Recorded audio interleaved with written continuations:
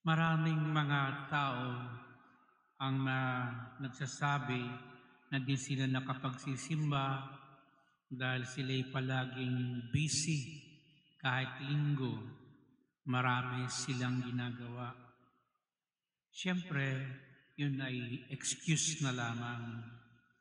Pero ang totoo, kung talagang pagsusumikapan, meron namang time.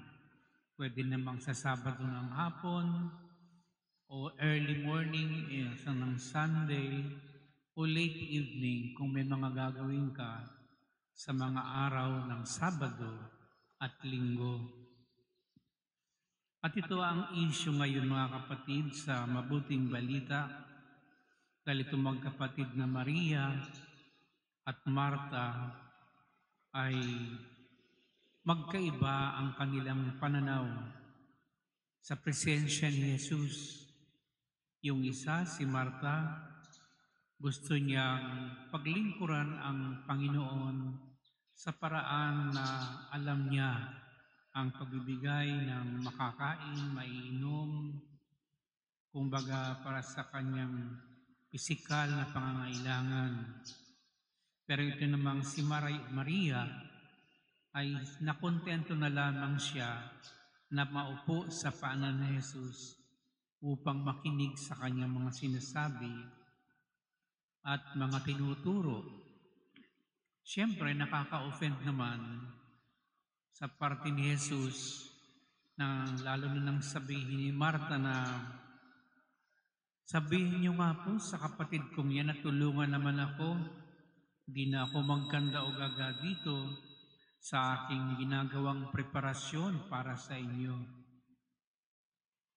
Siyempre, kung gagawin niyo ni Maria, iiwan niya si Jesus at walang na matitira sa kanyang harapan kung pareho na lamang silang kikilos sa kusina at maghahanda.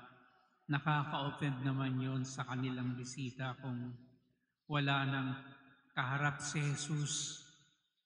At yun nga ang pinili ng Panginoon na pagsabihan si Marta na pinili ni Maria ang higit na kailangan. Kung tayo maraming rason para hindi tayo makapagsimba, magdebosyon o makapagdasal, ito si Marta na ginagamit na dahilan ang pagiging abala sa maraming bagay upang huwag umupo at makinig. Pero para kay Jesus talaga, ang priority ay pinili ni Maria. Importante kasi kapag nagtuturo siya, mas nakikinig ang mga tao. At ang determinasyon ni Maria na maging kawangis ni Jesus ay nanduroon sapagkat ang pakikinig ay mahalaga. Dito natin napagtatanto ang maraming bagay, lalo na ang kalooban ng Diyos na nagsasalita harap-harapan sa ating presensya. At yan ay napakahalaga.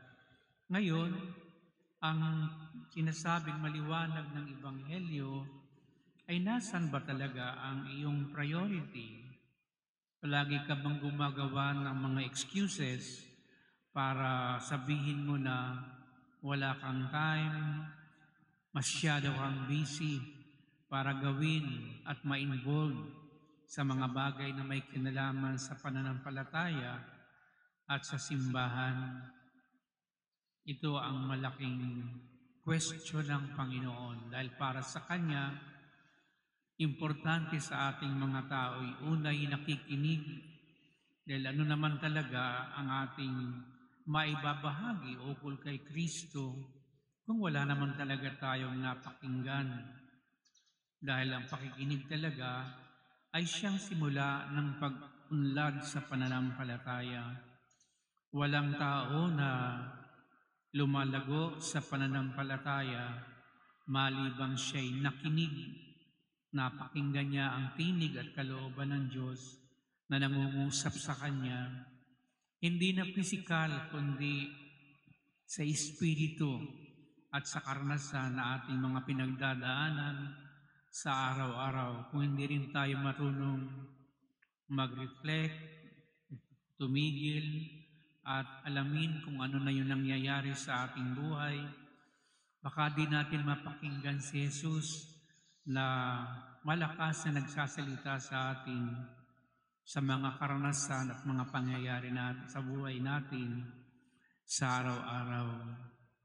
At ito'y nagiging isang mabuting balita dahil nga kay Maria, mas na-prioritize niya, mas pinili niya na makinig na lamang kay Jesus na yun lang naman talaga ang necessary.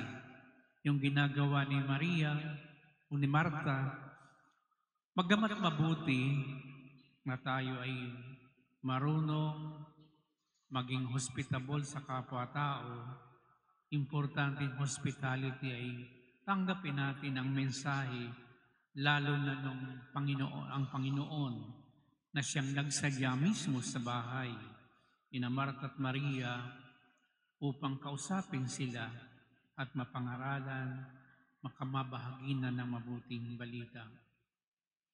Ito ang ating panalangin mga kapatid sa araw na ito, na sana'y huwag tayong gagawa ng mga kadahilanan upang takasan lamang ang paglapit, paglilingkod sa Panginoon ng mas intimate at makinig sa Kanya, lalo na sa ating buhay panalangin. At totoo lang, itong ginawa ni Maria ay isang panalangin dahil siya'y nakikinig. Di ba? Ang panalangin na higit sa lahat, pakikinig. Dahil ang Diyos, kung meron tayong maraming sasabihin sa Kanya, mas maraming pwedeng sabihin ng Diyos sa atin na hindi pa natin nababatid. Pero yung nasa sa atin, alam na natin yon at alam na rin yun ng Diyos. Pero ang Diyos marami pa na nais ipabatid sa atin. Kaya mas importante na talagang tayo'y nakikinig sa Kanya.